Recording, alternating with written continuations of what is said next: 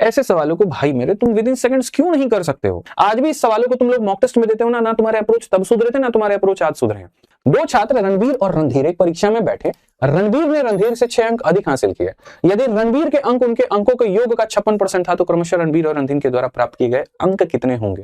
ठीक है, क्वेश्चन में यहां पर कहा गया दोनों के बीच में 6 अंक का अंतर होना चाहिए। 6 का अंतर यहां है, 6 का अंतर यहां है, 6 का अंतर यहां है, 6 का अंतर यहां है, सेटिस्फाइड।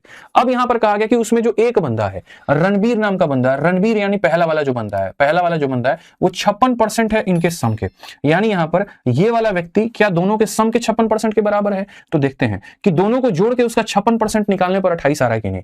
28 को और यहां पर इसको 28 और 22 को जोड़ो, कितना होगा 50। और इस 50 का मेरे भाई जोड़ना 56% निकालना, 50 का 56% यहां पर इनका सम निकालो और सम का 56% निकालो। ठीक है, और देखो यहां पर कि ये 28 के बराबर आ रहा है कि नहीं, बिल्कुल 28 के बराबर आ रहा है, तो ये आंसर है। इस क्वेश्चन का स्मार्टली सॉल्यूशन क्या हो सकता है इसके बारे में अगर हम बात करें, कुछ लोग क्या करते हैं इसको ऑप्शंस लगाते हैं। मान लो अगर ऑप्शन चौथा में दे देगा तो क्या करोगे, तो बहुत ज्यादा टाइम लग जाएगा आपको।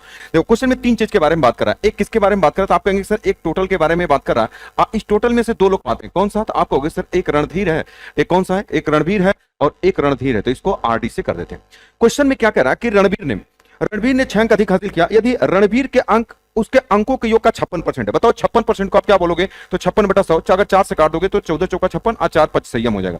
इसका मतलब नीचे वाला टोटल को बताता है। इसका मतलब अगर टोटल 25 होगा तो बताओ क्वेश्चन में क्या कह रहा है, यदि रणबीर का योग अंक जो है 56% 14 बटा इतना है, यानी इसका कितना है 25 में से 14 ये पाया, तो जो शेष बचेगा ये पाएगा। इसको 25 में से इसको घटा दें कितना हो जाए 11। अब यही क्वेश्चन में कहा कि यदि इनके अंकों का अंतर कितना है 6 अंक है, तो बताओ इनका अंतर कितना है, तो आप कहोगे सर यहाँ पर 3।